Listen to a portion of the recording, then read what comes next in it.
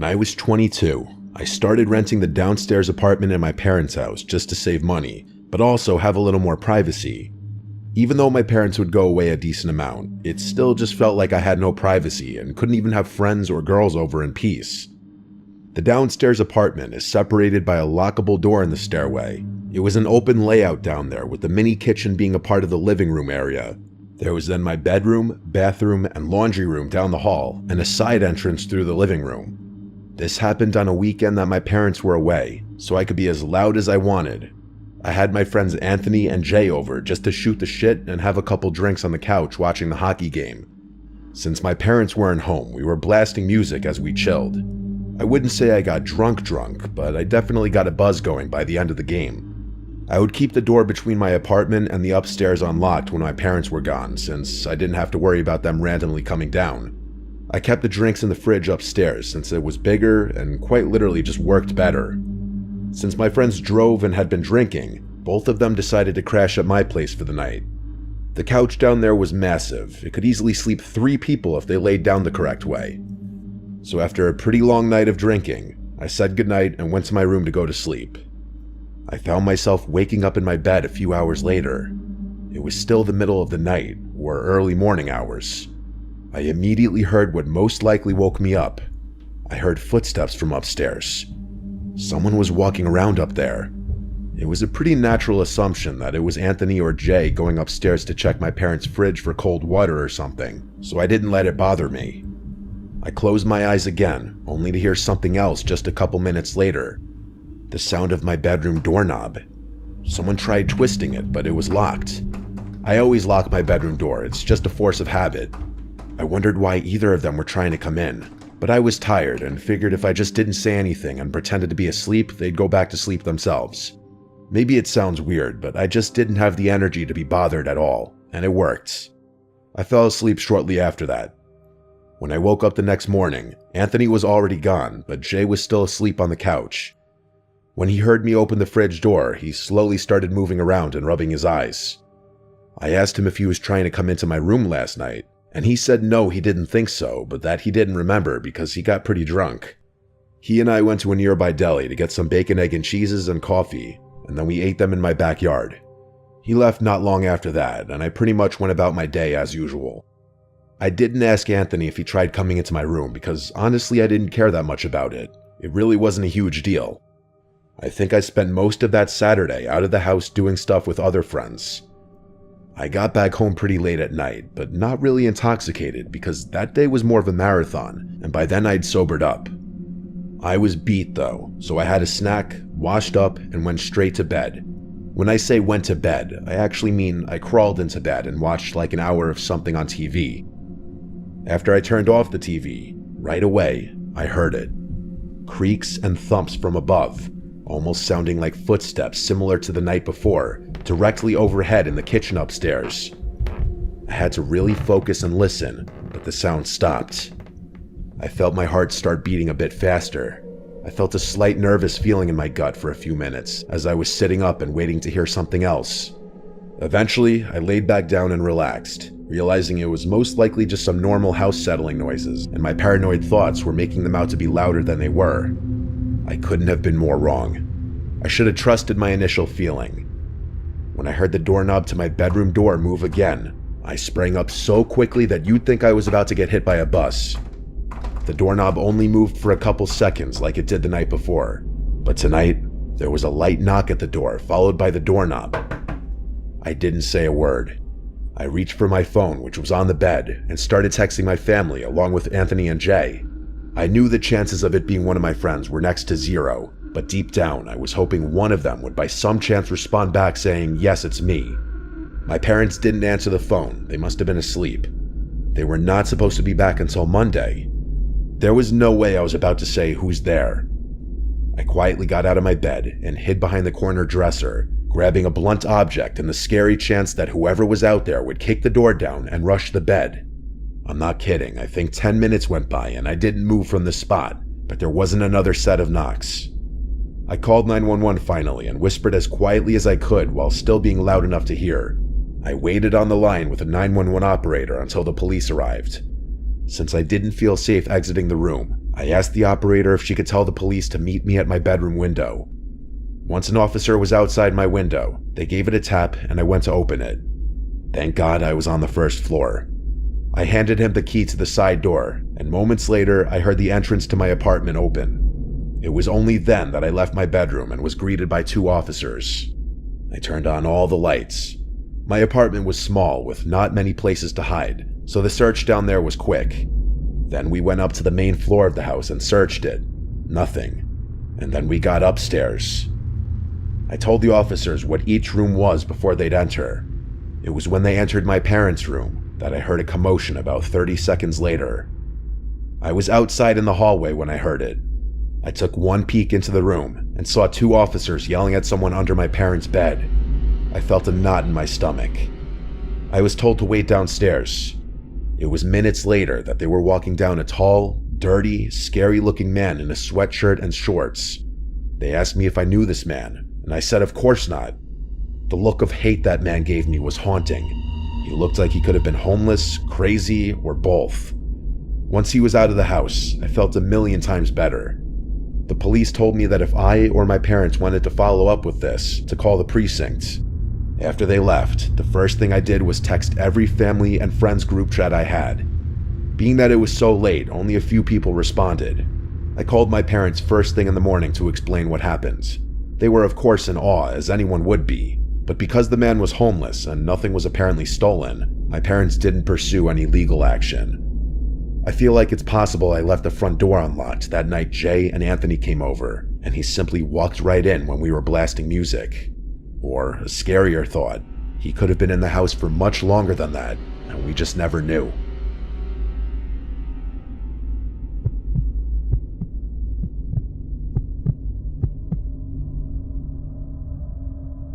I've always loved the quiet. I moved up to this little cabin in rural upstate New York about 5 years ago, away from the chaos of the city. The place is big, secluded, and the woods stretch out far beyond my property. The nearest neighbor is miles away, and the only sounds you can hear are the wind in the trees and the occasional bird chirping in the distance. It's peaceful, and that's how I like it. Fishing is my thing. I spend most of my time on the lake that sits just behind my house. It's the perfect place to escape everything. I don't mind being alone. Hell, I enjoy it. The cabin has a huge deck that looks out over the woods. I often sit out there with a cold beer in my hand, watching the sun dip behind the trees and listen to the nighttime sounds of the woods. It's always been peaceful, until recently. It started about 2 weeks ago. I was on the deck, like usual, just staring into the dark, when I heard something. A snap of a twig in the distance. I didn't think much of it. Deer, maybe, or a raccoon. The woods are full of life, and I've gotten used to the noises over the years. But as the days went by, the sounds became more frequent. At first, it was just that, twigs snapping or leaves rustling, things I thought were just animals. But then, one night, I heard something different. A scratching sound. It came from the side of the house, somewhere near the window of the spare bedroom. It was quiet, almost like it was trying to be sneaky. I stood up my chair, heart pounding a little faster than usual. I waited, but nothing came after that. Probably just a squirrel, I told myself. But I didn't feel right. I decided to go inside and lock up for the night. The next evening, I heard it again. The scratching. It wasn't just at the side of the house anymore. Now it was closer. It sounded like it was coming from right outside the spare bedroom window. I froze, listening carefully, my nerves starting to fray. I couldn't explain it, but something felt off. I went to the window, pulling the curtains back slightly to see what was outside. The moonlight illuminated the trees, casting long shadows across the yard. The wind was still, and everything seemed normal. No animal, no person. I shook my head, telling myself that I was just letting my imagination run wild. It was probably a branch brushing up against the window, or maybe the wind. I convinced myself it wasn't anything to worry about and went to bed. The next night, the scratching returned. It wasn't just scratching anymore, though. It sounded like light tapping, as if someone were tapping on the window, trying to get my attention. My heart skipped a beat, and I jumped out of bed. I grabbed a flashlight and crept through the dark hallway toward the spare bedroom. When I reached the window, I shone the flashlight outside. There was nothing there. No person, no animal, just the same empty woods. But I couldn't shake the feeling that I wasn't alone. I couldn't explain it, but something was wrong. The air around me felt thick, heavy. I went back to bed, but I couldn't sleep. Every little noise seemed louder, and every creak of the floorboard sounded like someone was moving around in the house. I stayed awake, listening, but eventually I fell asleep out of sheer exhaustion. The nights went on, and the sounds didn't stop. I'd hear them every night, always the same. A tap, a scratch, sometimes even a faint whisper that seemed to come from within the walls. I tried to ignore it, but it was getting harder. One night, I decided to confront whatever was causing it. Maybe it was just an animal, I thought. Maybe a raccoon or some other critter had found its way inside. I grabbed a crowbar from the shed out back, figuring it might be a good idea to have something in case things got weird. I went to the spare bedroom and carefully opened the door. The air inside felt stale, like it hadn't been touched in ages. I hadn't used the room in months. I shone the flashlight around the room, moving slowly, checking every corner, under the bed, behind the dresser. Nothing. I stood there for a minute, feeling like an idiot. There was nothing. It was just the same old room, empty. But as I turned to leave, I noticed something. The closet door was slightly ajar. I don't remember leaving it that way. My stomach dropped. I slowly walked over and pulled open the door. Nothing was inside, but as I shone the flashlight into the back corner of the closet, I saw something strange. A small piece of cloth caught on the edge of the wall. It was dark, torn, almost like a piece of clothing. My breath caught in my throat. I couldn't think straight. My mind raced. Was someone here? Had someone been inside my room? I backed out of the room, my heart thudding in my chest. I slammed the door shut and bolted it. I couldn't stay in that house another second. I went outside, hoping the fresh air would clear my mind. The darkness of the woods felt like it was closing in on me, but I tried to shake it off. Maybe it was just my nerves. Maybe the isolation was getting to me. I slept on the couch that night, a baseball bat within reach, but I didn't hear anything. No scratching, no tapping. It was quiet, almost too quiet. The next night, I decided to be brave. I was going to stay in my bed, and I wasn't going to let whatever this was drive me out of my own house. But just as I was about to drift off to sleep, I heard it again. The tap, tap, tap against the window. I jumped up, heart racing, and grabbed the flashlight. I ran to the spare bedroom, not caring how loud my footsteps were. This time, when I pulled back the curtain, I didn't just see the woods. I saw a shadow. Someone standing just outside the window, barely visible in the dim light. I froze, my blood running cold. I turned around, my mind spinning. Who was that? What were they doing here? I didn't want to believe it, but there was no denying it now. Someone had been outside my house, and they had been watching me. I ran to the phone and called 911, my hand shaking so much that I could barely dial. The operator answered, and I could barely speak through the panic in my voice. "Someone's been outside my house," I said, "and I think they're still here." I gave them my address, and they said they'd send someone out right away. I hung up and looked around the room. I needed to leave. I couldn't stay here anymore. But as I turned to grab my jacket, I heard something from the hallway, a slow creak. Someone was moving through the house. I didn't hesitate. I ran for the back door, flinging it open and tearing through the woods. I ran as fast as I could, not stopping to look back, my lungs burning with every step. By the time I made it to the edge of the property, I could see the flashing lights of the police cars in the distance. I slowed down, my body trembling, and I hid behind a tree, watching. The officers arrived at the house, guns drawn, searching the place, but I didn't stick around to find out what happened. I couldn't. I knew that whatever or whoever had been in that house, it wasn't done. I wasn't safe there anymore. I haven't gone back since. I followed up with the police to let them know I was all right so there wouldn't be a search out for me. The cabin is still there, sitting alone in the woods, but it doesn't feel like home anymore. Every time I close my eyes, I hear the tapping sound. I don't know who was in my house or what they wanted, but I know one thing for sure. They were waiting for me, and they're still out there.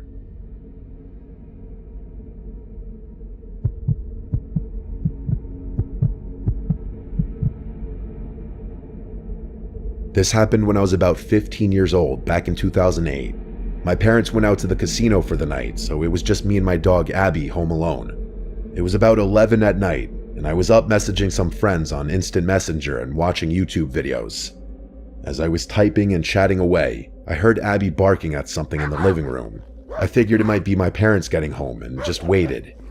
After about a minute or so of more barking and no sound of the door opening, I got up and went into the living room to check it out. Abby was facing the windows that looked out onto our driveway, still barking. I couldn't really see out of the windows because the lights were off outside, and it was really dark. I peered through the window and saw only the one car in our driveway, so I knew my parents hadn't come home yet. I chalked it up to Abby possibly hearing a neighbor's car door slam shut, or a particularly loud car driving by, as we lived on a main road with lots of noise, even late at night. I went back to messaging my friends, but over the next 5 minutes, I kept feeling like I was hearing noises around my house. Abby would stop and start barking again at different intervals. I was about to get up to calm her down, when I could have sworn I heard a knock or a rustling sound at the living room door. I got up and slowly made my way back into the living room to look through the windows again. Nothing. I was starting to get a little nervous and was too scared to look into the peephole in case some crazy face was staring back at me. I double-checked to make sure the door was locked and was about to leave the room when the sound of knocking suddenly came from the side door of the house. My heart fluttered. I didn't know what to think. Like, did my parents get locked out and they were trying to get in? Was someone trying to break in? Was there more than one person? I barely had time to register those thoughts when I heard the sound of the doorknob from downstairs being shimmied with, like someone was trying to open it. Our basement was essentially under the house, with the entrance being pretty hidden. To get to that door, you had to walk around the entire house into our backyard and go under the deck. You'd either need to already know the door was there, or be really determined to find a way in. Abby was whimpering and barking louder than ever, running from room to room trying to locate the threat. It felt like the whole house was surrounded.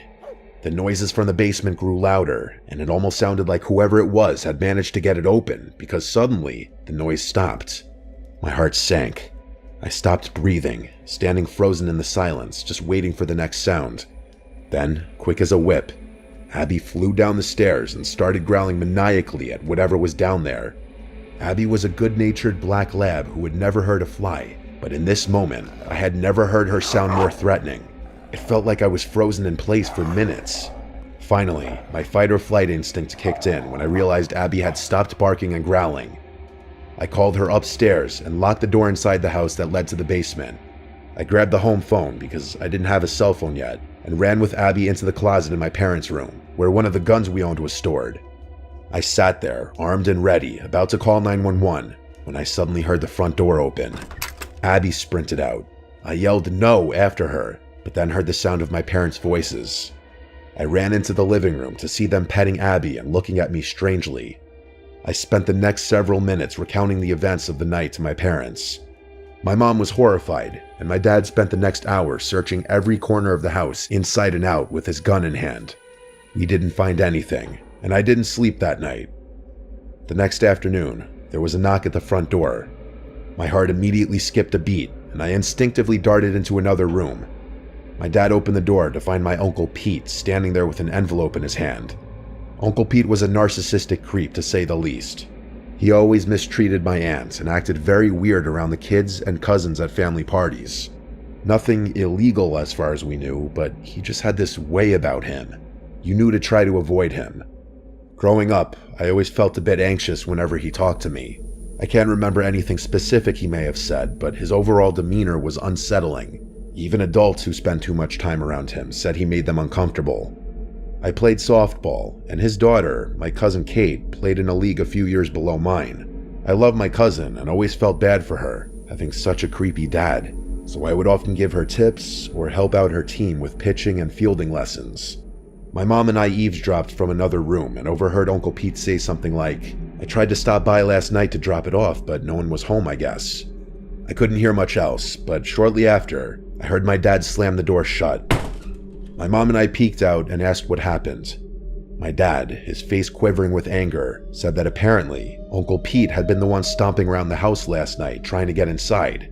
He handed me the envelope, and I opened it to find a card with a gift card inside, thanking me for helping his daughter with softball lessons. A night of panic and terror, all at the hands of my creepy uncle. My dad had threatened him during the conversation at our front door, and after that, we never really spent time with him again. When I think about this story now, I'm at least glad I found out who was behind the incident. Otherwise, I might have spent years wondering if it had been burglars, a ghost, or something else. I'm thankful Abby was there to protect me. She most certainly scared him off when he was trying to get in through the basement. But even so, I'm still left with so many questions. What the hell was he thinking? Why did he need to drop that card off so late at night? Why didn't he get the hint that we weren't home when no one answered the front door? Why wouldn't he try calling the house to see if we were home? And worst of all, what would have happened had he gotten inside?